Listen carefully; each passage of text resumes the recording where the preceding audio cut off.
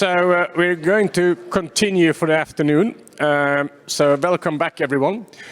And our next speaker might not need so much of an introduction. It's Vint Cerf, one of the co-creators of TCP/IP and one of the fathers of the internet, who will speak about connectivity is everything, which is something we here in this community, of course, believe very strongly in. So over to you, Vint. Thank you. Well, first of all, good afternoon to all of you. I'm in Washington, D.C., so it's still morning here. And second, happy 30th anniversary. Any institution that can last that long justifies some congratulations, so you have mine as well. I hope you can see my slides because I thought I would take you back in history just briefly. Here's a picture of a packet switch in 1969. It was the size of a refrigerator, and it was part of a 4-node network that was called the ARPANET. I happened to have been a graduate student at UCLA at the time, and we were beginning to build this little 4-node network to see if we could find ways of connecting computers to each other, especially computers that were built by different companies that were not originally designed to interact successfully with each other. So we succeeded in doing that. And not long thereafter, Bob Kahn and I started working on the internet, as all of you know. The first paper was published in 1974. We started working on mobile radio and also satellite communications in order to take care of the possibility that the Defense Department would need to have computers talking to each other from mobile vehicles, aircrafts, and ships at sea, in addition to fixed installations like we have today in big data centers. So we were successful in getting both the mobile radio and the mobile satellite system working. The white things that you see on the screen are cubic foot size radios that cost about at least $50,000 each and weighed about 35 or 40 pounds.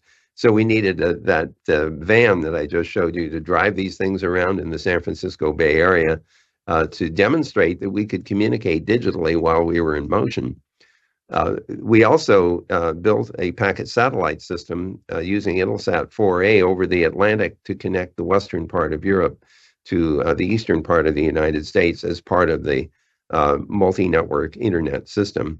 In 1977, in November, not very long from now will be another anniversary of this event, we connected all three of the networks and demonstrated that traffic going from the mobile van could reach USC Information Sciences Institute 400 miles to the south. But the packets were actually traveling all the way to Europe over an internal satellite hop as part of the ARPANET, and then back through Intelsat 4A, a second geosynchronous satellite. So although the packets ended up only going 400 miles to the south, they actually traveled over 88,000 miles on two synchronous satellite hops back and forth across the Atlantic. And amazingly, it all worked. And of course, those of you who know anything about software know it's a miracle when software works. So I was leaping up and down in my office at ARPA at the time, screaming, it works, as if it couldn't possibly have worked. Here's a little factoid for you that University College London was the site of the first node of the ARPANET in the UK in June of 1973. So that was quite a long time ago, over 50 years ago. But a very important point is that a significant European presence of the ARPANET and subsequently the internet happened in London, which of course is the site of the London Internet Exchange today. After the successful 1977 demonstration of the internet, prototype internet, we worked very hard to get implementations of the TCP/IP protocols done on every operating system we could find. And by the mid-1980s, other institutions in the US besides ARPA decided that this internet idea was a good thing, and they wanted to link their laboratories to each other and then interconnect the networks with each other. So the National Science Foundation built the NSFnet to link thousands of universities to supercomputers that NSF and the Department of Energy were funding. The Department of Energy has labs around the United States. They interconnected them on their Energy Sciences Network, and NASA had labs around the country, and they connected those labs on the NASA Science Internet network. And then, of course, they interconnected with each other using what was called, at the time, Federal Internet Exchanges, or FIXes. Well, today, of course, the internet looks like this. And some of you who know the history know I'm cheating a little, because this picture was actually generated 25 years ago, or nearly so, in 1999. But it illustrates the point that there are now thousands of networks that are interconnected. You're part of that story. You help with those interconnections. They all run independently of each other. They choose what hardware and software to use. They choose what terms and conditions to interconnect. And the fact that it all works is thanks to the standardization of the protocols that the Internet Engineering Task Force, and now also the World Wide Web Consortium, are implementing and continuing to evolve. So the title of this talk was Connectivity is Everything. And so let me just try to reinforce why that is so. First of all, when we were designing the internet, we made the assumption that every computer on the network should be able to reach every other computer. Now, you could argue today that maybe that's not so wonderful, because that also enables various denial of service attacks and other kinds of problems. But at the time, we didn't have any idea exactly what the applications were going to be. The network was not designed to satisfy a particular application. It was simply designed to deliver packets of bits from point A to point B with some probability greater than 0. So our assumption was that we should design a system that would allow any arbitrary machine on the net to communicate with any other, and allow the applications to evolve from that basic principle. Bob Metcalfe, the inventor of Ethernet, is well known for Metcalfe's law, which in his formulation said that the value of the network increases as the number of things connected to it, whether that's the number of networks connected to it, or the number of computers, or the number of people. The idea is that the connectivity, increasing connectivity, increases value. Now, some people will argue that it isn't really n squared, it's n log n. I happen to fall into that camp. It doesn't matter. For large n, this is a big number, and it's an important value. The other thing that's important, of course, is that resilience is improved as we increase different paths for connectivity, and that's where you come in, because you're part of the engine that interconnects networks to each other, and the ensemble of internet exchanges increases the alternative paths for connectivity, and that increases the resilience of the internet. And that's pretty important these days, especially when things like cable cuts happen, among other deficiencies and failures. We need multiple alternative paths for connectivity. We need rich connectivity, and the internet exchange points and services provide that. The other thing that's very important about our enterprise is that standards have facilitated interoperability. And the nice thing about that is that once you achieve this interoperability, you create a kind of platform effect. Anyone who builds on top of this interoperable platform inherits the interoperability. And of course, that's one of the things that enabled the World Wide Web to become so widespread so quickly, because it sat right on top of TCP/IP. And that already had global connectivity at the point where the World Wide Web emerges in the early 1990s. The other thing which is so fascinating about the internet is this implicit cost sharing. Instead of paying each other to carry traffic, basically it's a barter system. I carry your traffic if you carry my traffic. And that's the way most of the interconnections in the internet work. The London Internet Exchange facilitates exactly that. There are costs associated with running the exchange, and presumably you get paid for that. But the parties who are taking advantage of your connectivity don't necessarily settle with each other, except in a few cases of paid peering. But by far, the bulk of the agreements that facilitate the internet's operation are done on a kind of a handshake deal, even without any contractual written agreements. The other thing that's very interesting about this very distributed nature of the system is that the multiple networks means that each network can have its own business model. And there are many. Some are nonprofit, some are for-profit, some run by governments, some run by universities, some run by private sector. And the fact that we have a proliferation of networks and a proliferation of business models, and the ability to interconnect, thanks to things like the London Internet Exchange, allows the proliferation of business models to happen, and they can adapt to local conditions.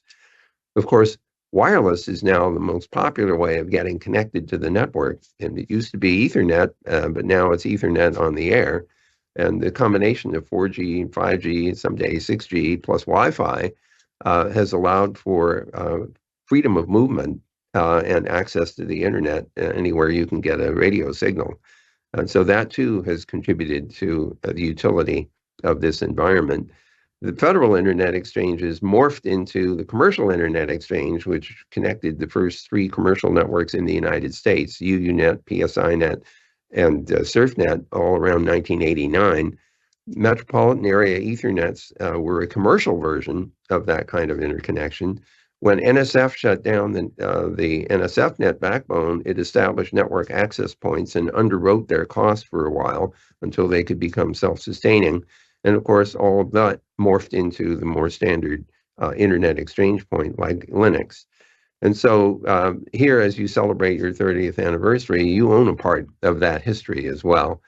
And surely, as you've all noticed, many of us are taking advantage of the economy of scale. So at Google, we make very significant investments in networking capability, especially undersea cable, linking continents to each other and linking the internet commercial services to our backbone networks so they can connect to our data centers, as do many of the other application providers in the internet environment. By the way, in case you hadn't been tracking, the Internet Society has an organizational member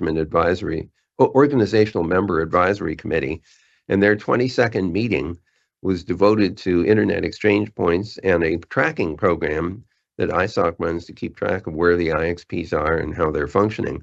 So if you don't know about that, you might want to learn a bit more. So this leads up to my congratulations to LINX on its successful operation over the 30 years and its support for the internet writ large. I would like to draw your attention to the next step of the internet, one of the next steps, which you might be familiar with, and that's the solar system internet. This is a project that started in 1998 at the Jet Propulsion Laboratory, which is part of NASA. And the idea was to figure out how to interconnect the planets to each other in an internet-like setting. The motivation for that, in part, came from the successful landing of the Pathfinder project in 1997, with a small little rover, probably the size of a Lego little truck. And that success in 1997 triggered excitement for me. I headed off to JPL to talk to the team that was doing communications for the Pathfinder project using the Deep Space Network. These are big 70-meter dishes in Madrid, Spain, Canberra, Australia, and Goldstone, California, that can reach out into the rest of the solar system to communicate with spacecraft that are either in orbit or on the surface of planets and moons. We got together in '98 and decided that we should be trying to figure out how to build an internet-like system that would allow for planetary interconnection and support both manned and robotic space exploration. So since around 2004, prototype software for an interplanetary internet has been running on Mars and supporting all of the rovers that have landed since 2004. You'll remember in January, Spirit and Opportunity landed, but there have been several subsequent rovers on Mars. Some of them are still in operation. So our aspiration is to design and build a backbone network that would support this kind of exploration and ultimately commercialization. Some of you are surely aware that ESA, the European Space Agency, is actively promoting a Moonlight program, which is an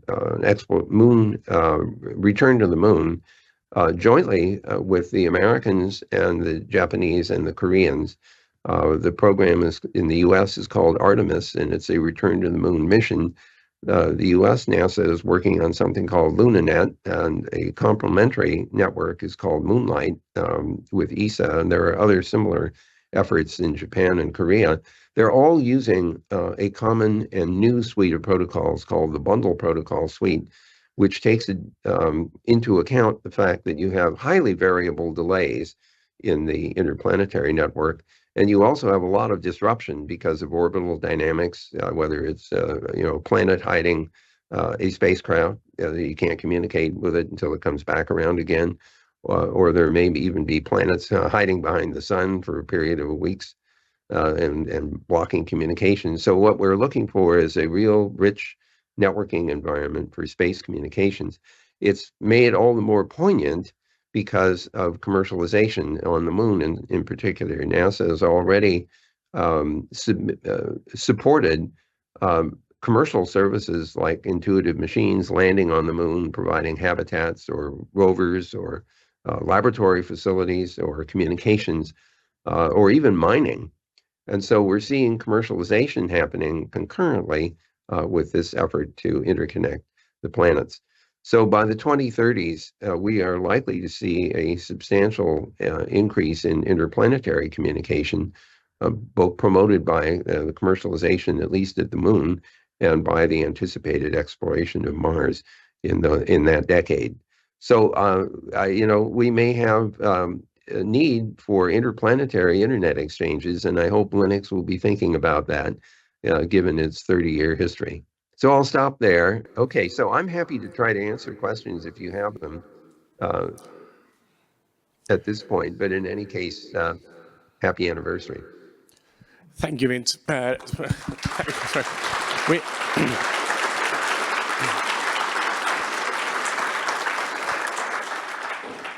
We do have time for a few questions.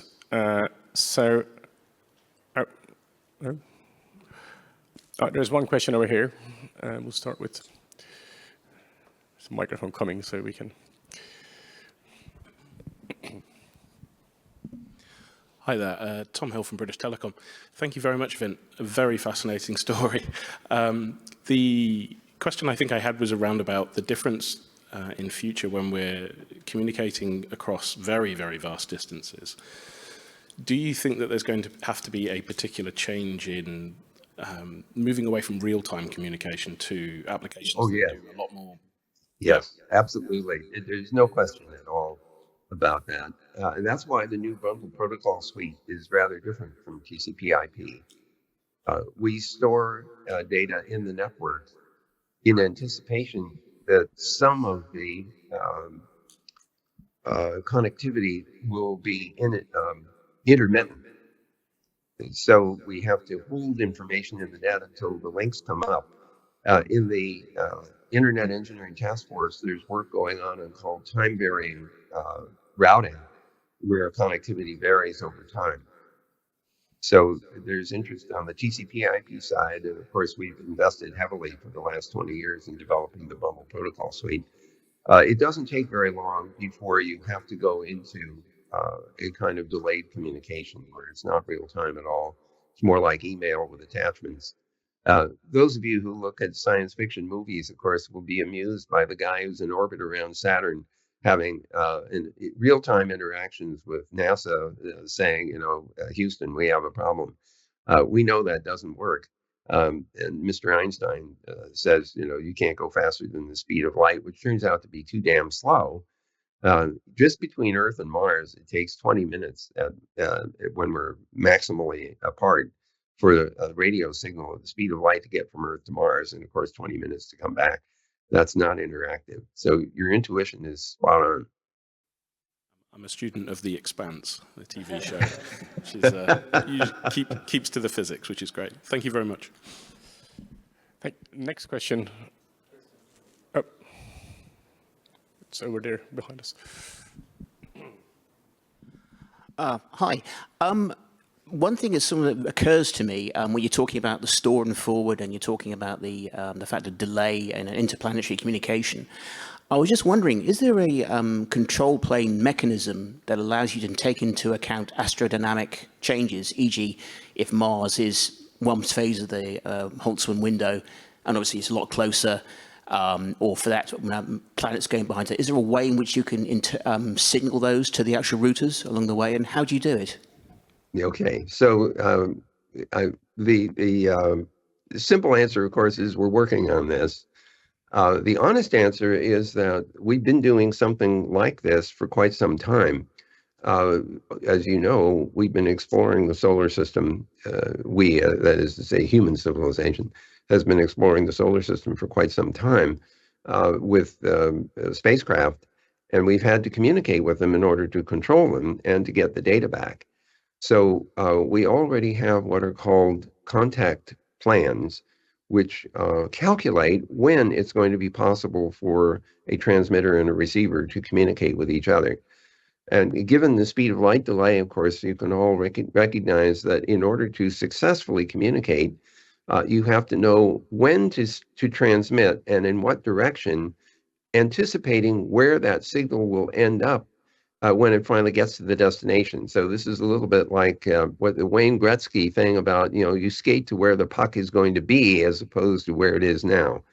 And so the contact plans calculate uh, when you can communicate, whether you should be listening or transmitting, and in which direction you should be transmitting. We're shifting now from radio-based communication to laser-based communication, and some of you will have read about the recent tests of laser communication running at much higher speeds. So we do understand the need for these router-based calculations. The current mechanism in the bundle protocol suite is actually a kind of broadcast mechanism, although it's a store and forward broadcast. It's not literally radio broadcast in order to propagate the information. But we can calculate the contact plans far into the future because we have pretty good ability to understand what the orbital dynamics are. So we can we can deliver to the routers anticipated contact points for, in some cases, even days to weeks ahead. And that's very helpful because it's because of the orbital dynamics, it's largely predictable. Of course, we also have to have a mechanism for dealing with connectivity that might be opportunistic. That would be more what you would encounter on the surface of the moon, for example, as you're driving a rover around. You may be obscured by landscape, for instance, and so you discover connectivity in real time. But since that's a local environment, you have real-time communications capability, and so the routers can handle that somewhat differently than the contact plans require. Thanks so much. Any other questions? I've got two questions. The first one is about the travel time of the speed of light for communications. Do you think that's an issue that could potentially be solved with quantum computing? Because I think I recall reading an article about using teleportation for like communication, but I'm unsure of how right that is. Let's start with the first question. I'm sorry to tell you it doesn't work. It turns out that all you get from the entanglement phenomenon is correlation, but you don't get communication. So as an example, if you wanted to force, let's suppose that you generate two entangled photons, and you send one of them to Mars. Well, first of all, it's not going to get to Mars any faster than the speed of light because that's how fast photons can go. But then you might say, okay, but I've got that other photon that's entangled, and when the other one gets to Mars, now I can twiddle the one on Earth and signal the one on Mars. And as some of you will know, that the correlation and entanglement means that the state of the two photons is correlated. So if you measure one, you know ahead of time what the other one is going to be. It's the complement of the first one. Here's the problem. As soon as you try to force the state of an entangled photon, you destroy the entanglement. And so there is no communication possible.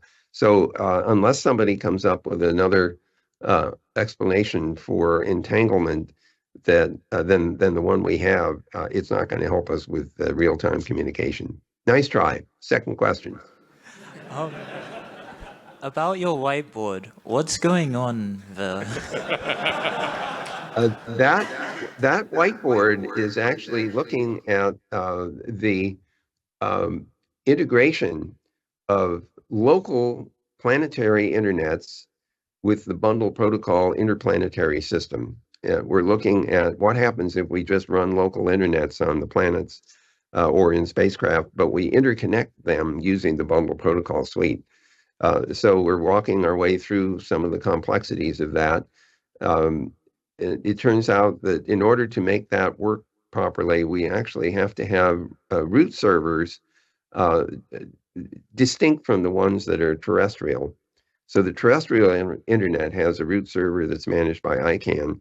It's digitally signed, or the root zone is digitally signed. We'll have to have similar digital signatures on root zones in the non-terrestrial internet, but the mapping will have to be different.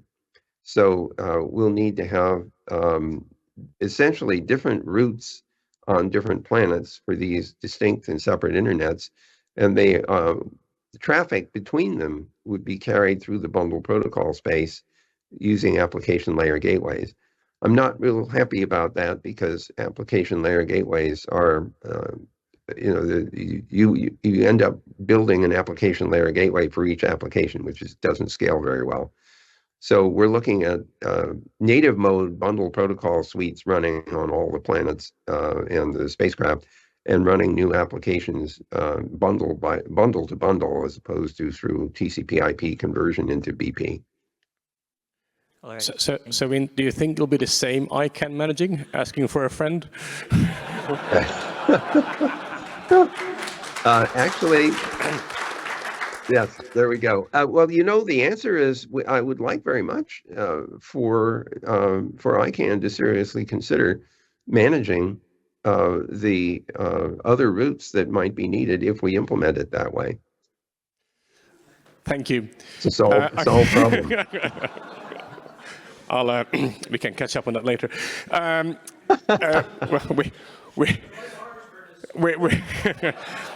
The comment in the room was enjoy Mars, Curtis. So we have come at a time. So Vint, thank you again very, very much for being part of our celebrations here and for a very interesting talk. We hope you have a good rest of the day and good luck with the further space exploration and connectivity. Thank you. Thanks so much. I really enjoyed the opportunity. Happy anniversary.